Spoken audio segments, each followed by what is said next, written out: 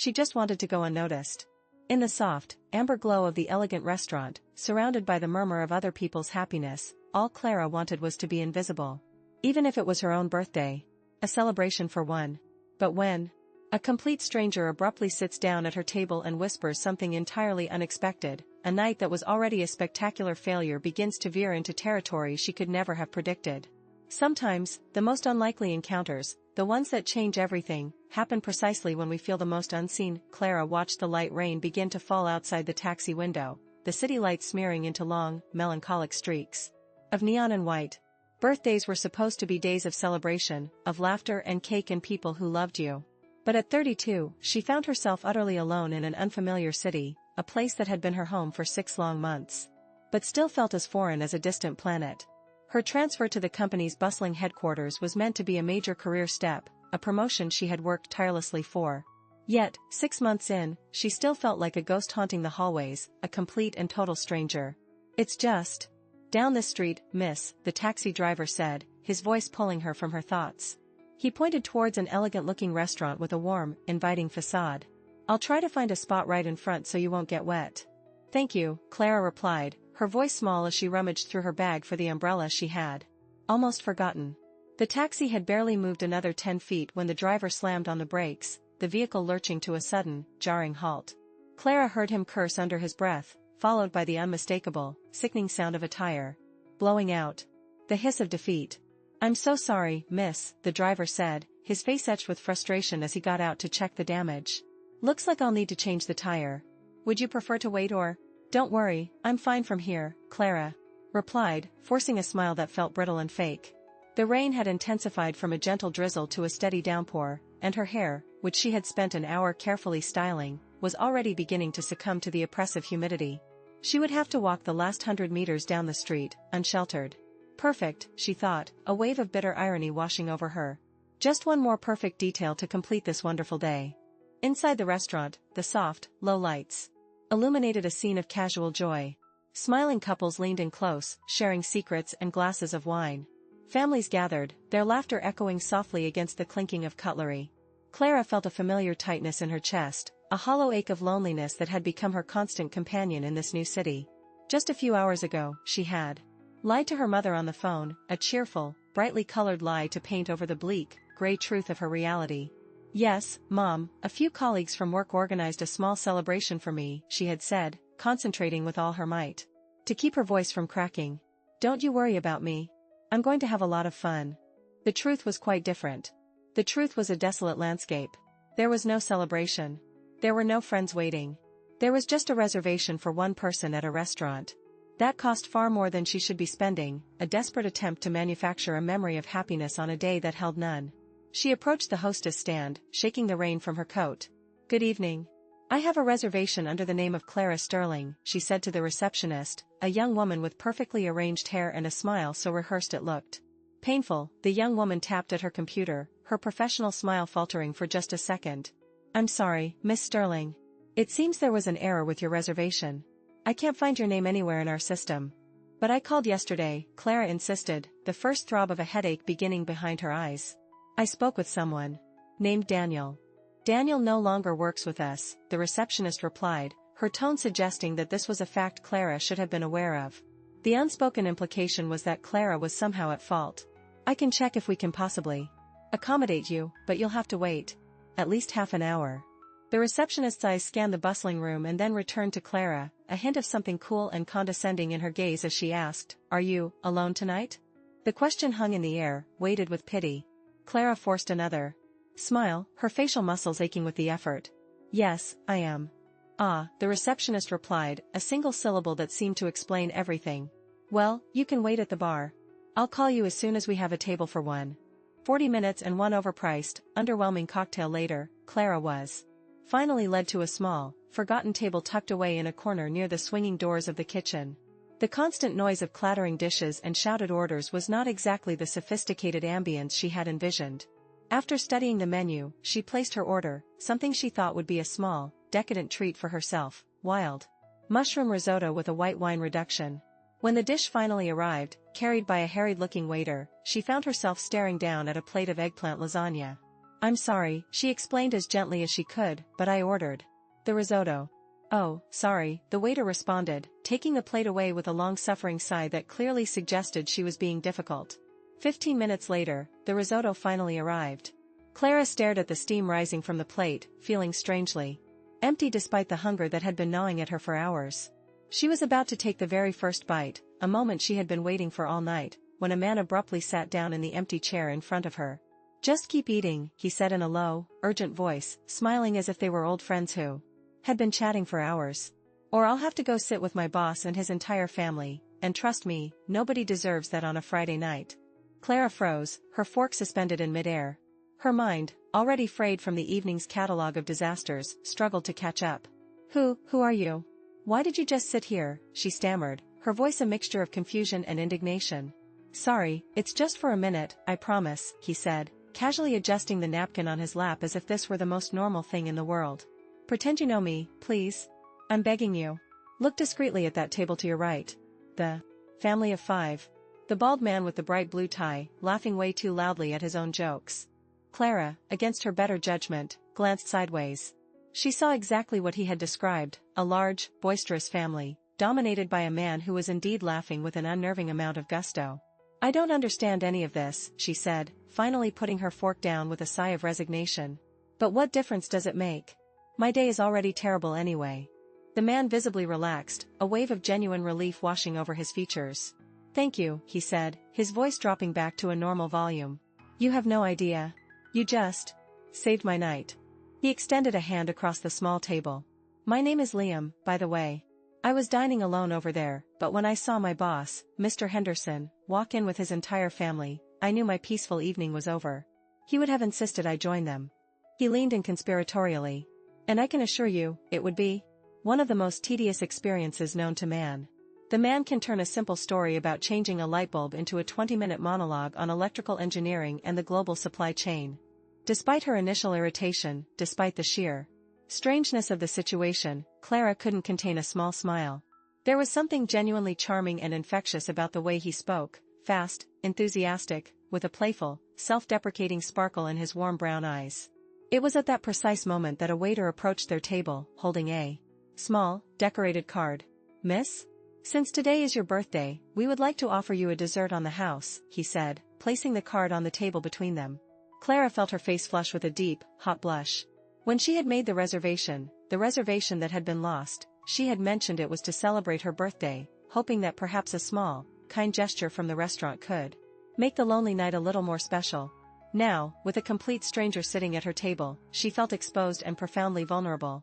Thank you, she murmured, managing a small, awkward smile. Liam's eyes widened in genuine astonishment. I can't believe it. It's your birthday, and you're dining alone, he said, his voice filled with a horror that felt both theatrical and sincere. Before Clara could even begin to respond, Liam had already called the waiter back. We can't let this stand, he announced. Please, bring 2 glasses of your best sparkling wine so we can celebrate properly. Oh, there's no need, really, Clara protested, mortified but also strangely touched, but Liam simply waved his hand in the air, as if physically shooing away her objections. Birthdays are sacred, he declared with the conviction of a preacher. My grandmother always said that the way you spend your birthday sets the tone for your entire next year of life. He gestured around at her small table, the proximity to the noisy kitchen. I simply cannot, in good conscience, let you start your new cycle alone at a table near the kitchen with a plate of belated risotto. There was something in his boundless excitement, in the animated way he spoke with his hands and smiled with his whole face, that was irresistibly contagious. For the first time all day, Clara felt the tight knot of anxiety in her chest begin to loosen. She found herself relaxing. Do you always crash strangers' tables like this? She asked, finally taking a bite of her risotto. It was delicious.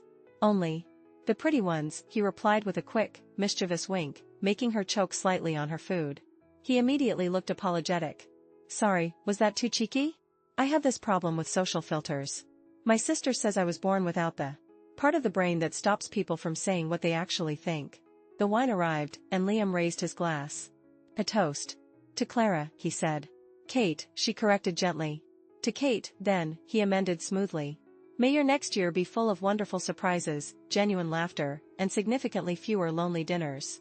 As they drank the sparkling wine, Clara found herself opening up in a way she hadn't with anyone since moving to the city. She told him about her transfer, how she had been promoted from a small, regional branch to the company's headquarters, taking on a coveted management position. On my first day, I was walking down the hallway and I heard someone whisper, she revealed, the memory still carrying a sharp sting. How can they bring a country bumpkin from some insignificant branch to run our department? She must have slept with someone important. Pure, unadulterated jealousy, Liam stated with authority, refilling their glasses. Mediocre people are terrified of competent people. It's the universal law of mediocrity. Kate laughed, a real, genuine laugh that felt like a release. That's an interesting theory. It's not a theory. It's a scientific fact, he insisted, putting on a serious face that quickly dissolved back into a wide grin. I studied it at the University of Life, in the advanced course of idiot observation. The conversation flowed as easily as the wine. Kate found herself telling him about her apartment building, which was filled mostly with elderly people, including her downstairs neighbor, Mr. Peterson, who had once knocked on her door at 6:05 p.m. to complain about the deafening noise of her hairdryer. He was wearing a wristwatch and he pointed right to it, she mimicked, deepening her voice. It's 6:05 in the evening, young lady. The condominium regulations are very clear about excessive noise at night. Liam burst into a loud, infectious laugh. And what did you say? I told him I was drying my hair, not operating a jackhammer, Kate replied, surprised at how she could laugh about it now. At the time, the incident had left her in tears the moment she closed the door, while they shared a tiramisu, a dessert Caleb insisted was essential for a proper birthday celebration. Kate found out that he worked as an architect at a nearby firm. He was passionate about creating urban green spaces, constantly trying to find ways to incorporate gardens and living walls into his projects. The city needs to breathe, he explained, drawing invisible circles in the air with his fork. And so do people. There's something in nature that reconnects us with who we're really supposed to be. Before they knew it, the restaurant around them had emptied out. They were the last customers left. The manager was now circulating discreetly, though his frequent, pointed glances at his watch were anything but subtle. I think we're being politely asked to leave, said Kate, noticing that the staff was already cleaning the other tables. Liam insisted on paying for the entire dinner, but Kate would only agree to let him pay for his half of the bill and the celebratory wine. It was my intrusive idea, after all, he argued, but eventually conceded. On the sidewalk in front of the restaurant, the rain now just a soft mist in the air, Clara felt a strange reluctance to say goodbye. The night that had started so disastrously, so full of loneliness and disappointment, had somehow transformed into one of the most pleasant and memorable evenings she'd had in months. Well, she said, searching for her keys in her bag to mask a sudden wave of nervousness, thank you for saving my birthday. The birthday isn't over yet, Liam replied, looking at his watch with dramatic flair. We still have, he paused, building the suspense, 1 hour and 23 minutes to ensure your next year is absolutely amazing. Clara raised an eyebrow, intrigued. And what do you suggest we do in that time? Tomorrow is Saturday, he said, his eyes sparkling with a new idea. Let me show you a special place. A secret that only the locals know. Think of it as an extension of your birthday celebration. Under any other circumstances, Clara would have politely, but firmly, declined. She was cautious by nature, especially with men she had just met. But there was something about Liam that inspired an uncharacteristic sense of trust. Perhaps it was his almost childlike honesty, or the effortless way he had turned her solitary, miserable dinner into a warm and memorable evening. All right, she heard herself say, the word surprising her as much as it did him. Where do we meet? The next morning, Clara looked at her reflection in the mirror, seriously questioning if she had lost her mind. Had she really agreed to meet a man she had known for less than 3 hours? What if he wasn't who he seemed to be? What if she had overdone it with the wine and completely misinterpreted his friendly intentions? Her phone suddenly rang, displaying an unknown number. Hello? Kate. It's Liam, his cheerful voice came through the line. I'm currently standing in front of your building with coffee and croissants. If you don't show up in the next 5 minutes, your neighbor, Mr. Peterson, who is looking at me through the window like I'm a wanted criminal, is definitely going to call the police. Clara laughed, all of her morning after nervousness dissipating in an instant. I'm coming down. When she arrived in the lobby, she saw Liam waving excitedly, while a scowling Mr. Peterson was indeed watching him suspiciously from behind the reception desk. Good morning, Mr. Peterson, Clara greeted him cheerfully. This is my friend, Liam. The elderly man just muttered something unintelligible under his breath before shuffling back to his apartment. You weren't exaggerating about him, Liam whispered, handing her a warm cup of coffee. For a second there, I thought he was going to ask me for my ID and a criminal background check. He asks that of all the food delivery drivers, Clara replied. With a smile. So, where are we going? It's a surprise, Liam answered, guiding her to his car. It was an old, slightly battered green Volvo, and the back seat was filled with an assortment of plants. Sorry for the mess, he said, clearing some books off the passenger seat. I'm what you might call a functional hoarder. After a 20-minute drive to a quiet, unassuming neighborhood on the outskirts of the city, Liam parked near an area that seemed completely abandoned. I'm not going to be murdered out here, am I? Clara joked, though a small, cautious part of her was genuinely apprehensive. I promise, the suspense is worth it, he replied with a grin, grabbing a bag from the trunk of his car. They walked along a narrow, overgrown path, almost hidden amongst a thicket of bushes. After a few minutes of walking, they reached a clearing that opened up to the most astonishingly beautiful garden Clara had ever seen. Hidden between ancient, ivy-covered stone walls, the place looked like something out of a fairy tale.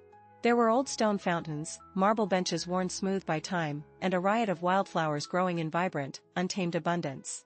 A few people were scattered around, reading on blankets on the grass or sketching the stunning landscape in their notepads. What is this place?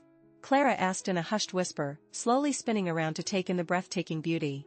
It was part of an old rural estate, Liam explained, his voice full of reverence for the place. The main house was demolished decades ago, but the garden was just forgotten. Very few people know it still exists. I discovered it a few years ago while I was doing research for a historical preservation project. They spent the morning exploring every corner of the secret garden. Liam spread a blanket under a leafy, ancient tree, and they shared the croissants and fruits he had brought. He told her stories about the city, pointed out his favorite buildings on the distant skyline, and talked about the projects he dreamed of building one day.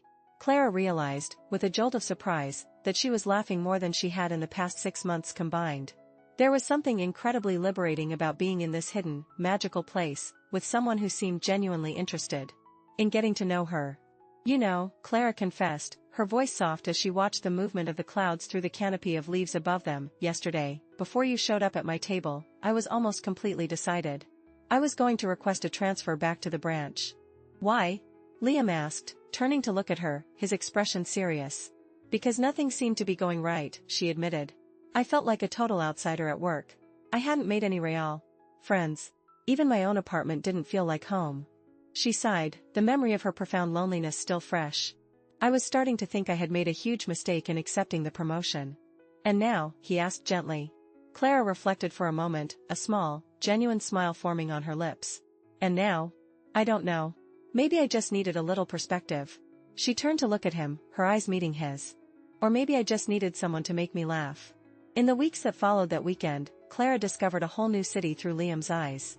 He introduced her to his friends, an eclectic, warm-hearted group of artists, teachers, and professionals who welcomed her without hesitation or judgment.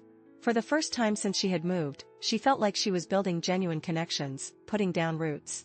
Inspired by the newfound confidence she was developing in her personal life, Clara began to assert herself more at work. She proposed new ideas in meetings, she confidently demonstrated her expertise, and she gradually earned the respect of the colleagues who had previously viewed her with such suspicion. Even the building's janitor, Mr. Rossi, who had always been kind to her, noticed the change. You seem different, Miss Sterling, he commented one morning as she waited for the elevator, a friendly smile on his face. Lighter. Clara smiled back, a real, radiant smile. It's because I finally feel at home, Mr. Rossi. In the end, Clara realized that time often seems to work against us, like when everything goes wrong on the very day we most wish it would go right. But she also learned that time is wise. Sometimes, it delays us, disrupts our plans, or even prevents us from following a certain path, only to lead us to something far better. Life doesn't happen at the pace we desire, but at the pace we truly need. And when we learn to trust time, even in its most frustrating interruptions, we discover that the greatest gifts often arrive precisely when we stop waiting for them, and just start living.